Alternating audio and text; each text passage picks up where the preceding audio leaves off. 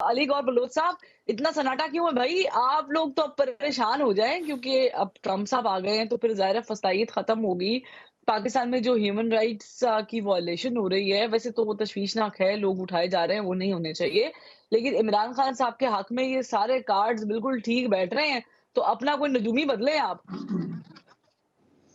اعوذ باللہ من الشیطان الرجیم، بسم اللہ الرحمن الرحیم۔ دیکھیں بنیادی طور پر تو میں یہ کہوں گا کہ ظاہر ہے کہ امریکہ کے الیکشن ہوئے ہیں اور ان کا ایک ترتیب ہے، ہر 4 سال بعد الیکشن ہوتے ہیں، لیکن جہاں تک امریکہ کی پالیسی ہے وہ پوری دنیا کے لیے اور بالخصوص پاکستان کے لیے میں سمجھتا ہوں کہ اس میں کبھی کوئی خاص تبدیلیاں نہیں آئیں جو جنرل پالیسیز ہیں، اور ہماری عوام بھی اور ہماری حکومتیں بھی مختلف ادوار میں کبھی نہ کبھی جو بھی امریکن حکومت ہوتی ہے اس لحاظ سے ہم گلہ شکوہ کرتے ہوئے بھی نظر آتے ہیں اکثر، اور پہلے بھی یہی ٹرمپ صاحب تھے صدر، لیکن اس وقت بھی میں سمجھتا ہوں کہ اس وقت کشمیر میں جو کچھ ہوا تھا اور مودی نے اسی ٹائم میں مطلب ہے کہ عمران خان کے ساتھ مشہور تو یہی بات ہے کہ جو کہ ٹرمپ صاحب نے ڈیل کروائی تھی اور مودی نے قبضہ کیا تھا، اور ادھر مودی کشمیر پر قبضے کا جشن منا رہا تھا اور بانی پی ٹی آئی اسلام آباد کے ایئرپورٹ پر اترے کہ میں ٹرمپ سے مل کر کامیاب دورے کے بعد آیا ہوں، اور یہ ادھر کامیاب دورے کا جشن منا رہے تھے، اور ایک طرف یہ کہتے تھے ایبسولوٹلی ناٹ اور ہم کوئی غلام ہیں، اور ایک طرف آپ پورا سوشل میڈیا اور ان کا دیکھ لیں، ٹاک شوز میں آ کے صرف تھوڑے سے مختلف بیانات دیتے ہیں، ان کا تو لیکن موقف یہ ہے کہ الزام تو ٹرمپ آپ نے پہ آنا لگ ہے اور رہا ہم نے ہے، جیل سے باہر چلے جانا ہے۔ پہلی بات تو ٹویٹس یہ ہے کہ ڈیلیٹ کیا کرنے کا ٹرمپ سر کے جی سابقہ ٹویٹ دور میں ڈیلیٹ کرنے کا الزام تو میں آپ لوگوں پہ لگ رہا ہے کہ آپ لوگوں نے ٹرمپ کے آتے ہی پرانی ٹویٹس جو ہیں وہ ڈیلیٹ شروع کر دی ہیں۔ جی جی احسن اقبال صاحب نہیں، دیکھیں بات یہ ہے کہ جو اپنا ان کا وتیرہ رہا جب ان کی حکومت تھی، مجھے یہ بتائیں جب ٹرمپ امریکہ کا صدر تھے اور جب بانی پی ٹی آئی یہاں کے سلیکٹڈ پرائم منسٹر تھے تب پاکستان میں لوگ نہیں اٹھائے جا رہے تھے، تب صحافیوں کو گولیاں نہیں ماری جا رہی تھی، تب صحافیوں کو نہیں اٹھایا جا رہا تھا، تب یہاں کی اپوزیشن کے جو قائدین تھے ان کو جھوٹے مقدمات میں جیلوں میں اس دور میں بند نہیں کیا گیا تھا، تو اب یہ ٹرمپ کے ساتھی ہیں کو تکیہ لگا کے بیٹھے ہوں گے، ایک طرف یہ کہتے ہیں یہ ایک بات تو بتا دینا بھئی ہم کوئی غلام ہیں والی بات سچ ہے، سائفر والی بات سچ ہے، یا ٹرمپ کے آنے سے ان کی خلاصی ہونے والی بات سچ ہے، یہ قوم کو کوئی اچھا ایک نعرے یہ بتا ایک دیں کہ منٹ کس ایک نعرے سیکنڈ دیجیے پر گا ہیں آج علی گور تک۔ بلوچ صاحب ایک تو سیکنڈ مقصد یہ ہے، دیجیے گا، یہ تو میرا گزارش کرنے جی کا جی مقصد یہ ہے کہ ان کے پاس ایک جھوٹ کا پلندہ ہوتا ہے اور انہوں نے ہمیشہ قوم کو گمراہ کرنے کی کوشش کی ہے، ہمیشہ پاکستان کو کمزور کرنے کی کوشش کی ہے، ہمیشہ، اور خاص طور پر مجھے یہ بتائیں ان کے ٹرمپ کے آنے سے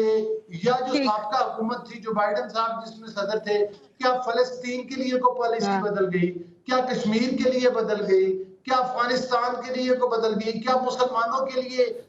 کوئی آسانیاں پیدا ہوئی؟ میں نہیں سمجھتا کہ کوئی آسانیاں ٹھیک پیدا ہوئی۔ ایز اے ملک امریکہ ہو، انگلینڈ ہو، یورپ ہو، دنیا کے کئی ممالک ہو، حتیٰ کہ انڈیا ہو پڑوسی ہو، ہمیں ہر ملک کے ساتھ ایک اچھے تعلقات رکھنے چاہیے اور یہی ہماری پرائرٹیز ہونی ٹھیک چاہیے، لیکن اس کے ساتھ ساتھ جہاں پر ہمیں اصولی طور پر سٹینڈ لینے کی صحیح ہے، ضرورت ہو وہ ہوگا، لیکن میں ایک بات بتا دوں، چلے جس قسم کے یہ سہانے جی جی جی خواب دیکھ رہے ہیں، جس قسم کے یہ سہانے خواب دیکھ رہے ہیں بروا، مجھے وہ شرمندہ تعبیر ہوتے نظر نہیں آ رہے۔ یہ جو چلے مٹھائیاں بانٹ رہے ہیں ٹرمپ آپ صاحب کو کے نظر نہیں کامیاب آ ہونے رہے، پر۔ لیکن سمجھا یہ جا رہا تھا اظہر صدیق صاحب کہ پاکستان تحریک انصاف جو ہے وہ ریزسٹ کرے گی 26ویں آئینی ترمیم کو لے کر۔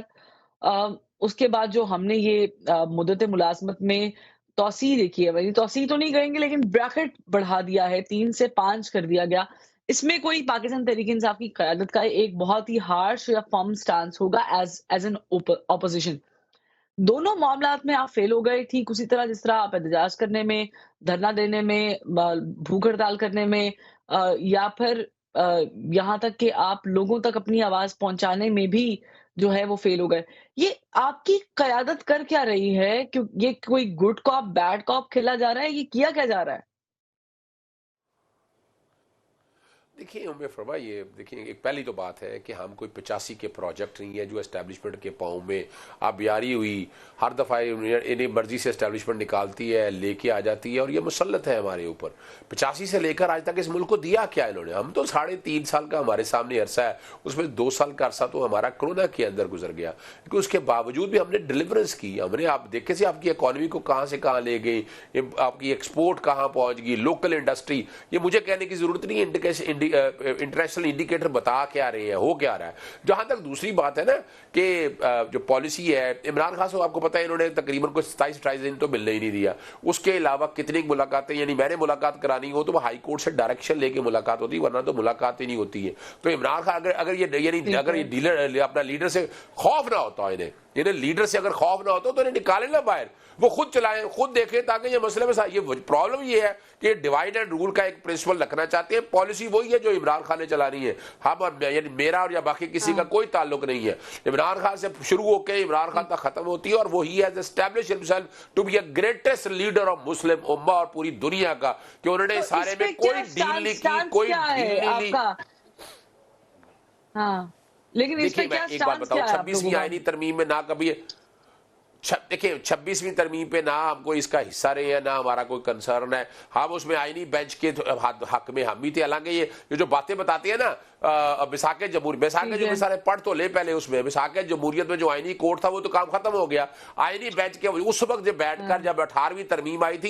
ये रिजेक्ट हो गया था। अगर हुआ होता तो दोबारा उसमें अमल दरामद, अगर हमने क्या कहा, हमने कहा आईनी बेंच बनाना है तो बना ले उसी तर्ज पे। मुझे इजाजत दीजिए, मैं यही बात अली गौहर बलोच साहब से भी करना चाहूंगी। अली गौहर बलोच साहब, 19वीं तरमीम जब आई थी और पास हो गई, और फिर उसके बाद अब हम देख रहे हैं कि चाहे वो एमल वली हो या बिलावल भुट्टो जरदारी साहब हो, वो कहते हैं कि हमारी वो गलती थी, वो हमें नहीं करना चाहिए था, प्रेशर में आके किया था। अभी जो आपने इतना बड़ा बड़ा स्टेप उठा लिया है, काम कर रहे हैं, कल को ये तो नहीं होगा कि आप भी कहेंगे सर जी वो कहीं और से आया था, वो वाकई मुसविदा, ना हमने पढ़ा था ना हमें पता था। तो ये काम तो नहीं हो जाएगा आप लोगों के साथ? देखिए, सूरत-ए-हाल ये है कि जो मसौदा तैयार हुआ उसमें काफ़ी तब्दीलियाँ भी हुई, और ये मैं समझता हूँ कि बड़ी खुशाइन बात है कि ज़ाहिर है वफ़ाक में एक इत्तेहादी हुकूमत है, किसी एक सिंगल पार्टी की नहीं है। तो इत्तेहादी जितनी भी बड़ी या छोटी पार्टीज़ हैं, सबके साथ मुशावरत की गई। फिर उसके बाद मौलाना फजल रहमान साहब से मुशावरत की गई। फिर मौलाना फजल रहमान साहब पीटीआई के साथ भी मीटिंग्स करते रहे। फिर पीटीआई के लोग जो पार्लिमान में इनकी पार्लिमानी वो एक कमेटी बनाई गई थी, उसमें भी इन्होंने शमूलियत इख्तियार की। लेकिन एज यूजुअल अपना वतीरा ना बदलते हुए, अगर सिद्दीक साहब मेरी बात से इत्तेफाक करेंगे कि उस मसौदे में तब्दीलियों करवाई मौलाना फजल रहमान के जरिए पीटीआई ने, और टाइम आने पर उनको भी धोखा दे गए और कहा जी कि अब तो हम उन तरमीम के हक में वोट नहीं देंगे। तो जाहिर है ये एक जमहूरी तरीका था। इनकी तरह तो नहीं, जब इनकी हुकूमत होती थी तो एक मिनट में 8-8, 20-20 कवानीन पास कर देते थे और बुलडोज किया करते थे ये रूल्स को। आज कोई कानून साजी तरीके के साथ भी होती है तो उसके ऊपर भी, क्योंकि ये उंगली उठाते हैं मुखालफत बराए मुखालफत में, इन्हें सिर्फ वो लेजिस्लेशन चाहिए जिसके जरिए बानी पीटीआई को कोई एमआरओ कर दे। इनको सिर्फ ये वो उस अमेंडमेंट के हक में वोट देंगे। चले, आई होप मुझे प्रोग्राम का जो वक्त है वो खत्म हो गया है। अली गौहर साहब, आई होप कि आप भी आने वाले मुस्लिम बातें ना करें जो आज आप अजीज सिद्दीक साहब की पार्टी के बारे में कह रहे हैं, क्योंकि होता ही ऐसा है।